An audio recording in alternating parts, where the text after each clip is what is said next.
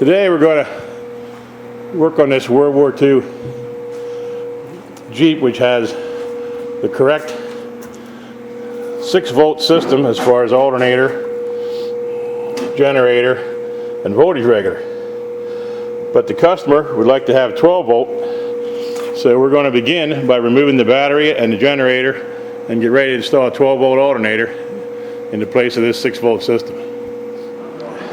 Okay, at this point we've removed the battery, and we've removed the generator, and we have disconnected the voltage regulator. Now the items that we removed: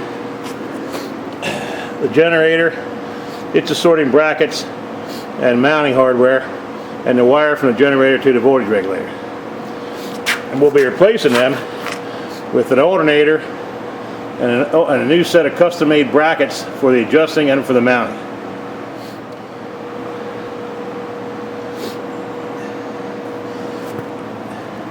The alternator has a custom pulley on the front to match the size of the belt on the World War II Jeep. The new alternator is a one-wire system, and we're going to be using the battery feed wire off the voltage regulator. That'll be kept and reused on the alternator. The other wires that go from the generator to the voltage regulator will not be used because the voltage regulator is built into this alternator, whereas on the original World War II 6-volt system, the voltage regulator was a separate unit. We'll leave this regulator in place just for looks, but doesn't need to be used. At this point we've got the alternator bracket on. Notice that it goes all the way down and bolts into one of the brackets for the ground strap on the front engine plate. This makes it much firmer than just having it mounted on the side brackets by itself. Over on the side, it mounts into the same brackets as it would the generator did before. So the custom bracket is designed to use the original generator bolting locations, and in addition it also uses the area right down here where the alternator, or where the generator used to attach a ground strap. So the ground strap hole gives it that much more stability. At this point we've got the alternator completely mounted. As you can see the picture here, one issue that has to be tended to is the clearance of the oil filter outlet. You'll notice you have a 90-degree fitting in the bottom of the oil filter, and the oil filter canister is moved up to the top of its band clamps. That is required to make just enough clearance to get the alternator to fit in. Always check to make sure your fan belt is running straight and true. As you see there, it looks pretty good. And our single wire alternator wire is attached to the rear right there.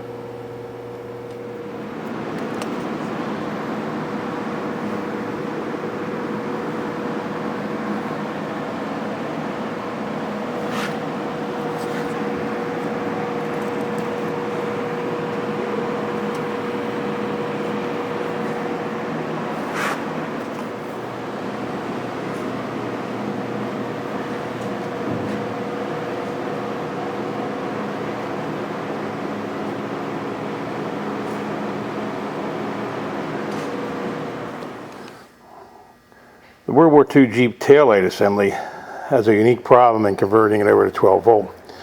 It consists of these steel beam bulbs, similar to this, where the bulb is the sealed unit. Finding these bulbs in 12 volt is getting more and more difficult every day. So one of the methods that's been found recently is a unique assembly where normal bulbs can be used instead of the steel beam bulbs. There's a divider here, and the lenses are in the case with a divider, and that creates the same effect, the same look on the outside of the light. But instead of these steel beam units, they will accept regular tail light bulbs, similar to what we have located on this particular Jeep. You'll see that their tail light bulbs are just a normal style bulb as is used in automotive applications. And this allows you to change it to 12 volt, and also has the benefit of when bulbs burn out, allows you to much easier replace the bulbs with commonly available parts. So there's one way to go with the tail light when you can't find these bulbs sealed beam style in the 12 volt voltage. Gauges.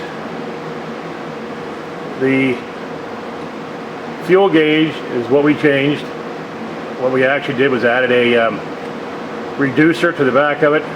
The gauge and sending unit will remain 6 volt, but the reducer will reduce the voltage before it gets to it. Your oil pressure, that's a direct read gauge. There's no electric in that, so there's no need to change that. Water temperature is also a direct read gauge, so there's no need to change that either. Amp meters, it reads only charge and discharge, so there's no need to change it from 12 volt to 6 volt, or excuse me, the opposite way around, 6 to 12, because it just reads what's going through it. It doesn't actually read the voltage. So that we left go. 2 other bulbs you want to remember to change are your dash light bulbs. They'll burn out fairly shortly if you leave them 6 volt. As we indicated before, the fuel gauge and the fuel sender is left in 6 volt, but we put a reducer on it also, which is mounted up under the dash on the back of the gauge. That reducer reduces the voltage to 6 and keeps the gauge operating on 6 volt, so it doesn't need to be replaced. What we'll do now is we'll review those items that we worked with on this 12 volt conversion project. Items that we did not change. You just barely see down in here, but the starter, we did not change the starter. The 6 volt starter will work fine on 12 volts. You won't have to worry about that. Another item we did not change was the horn. In this case, it's not an original horn anyway. 12 volt horns are available. We find that since the horn really isn't used that often, that it lasts quite a long time on 12 volt. So we didn't bother changing that. If you want to, you can go ahead and change them at your will. And the last item for conversion to 12 volt is the tail lights. As we had mentioned earlier in the series, you can either get a conversion unit, which uses regular bulbs, or if you can still find some of the sealed beam bulbs in 12 volt, you can use those. With all those changes, the vehicle is now ready to operate on 12 volt. It'll start more quickly, it'll crank longer, and it'll be compatible with any kind of add-ons if you want to put a CD or anything like that in it.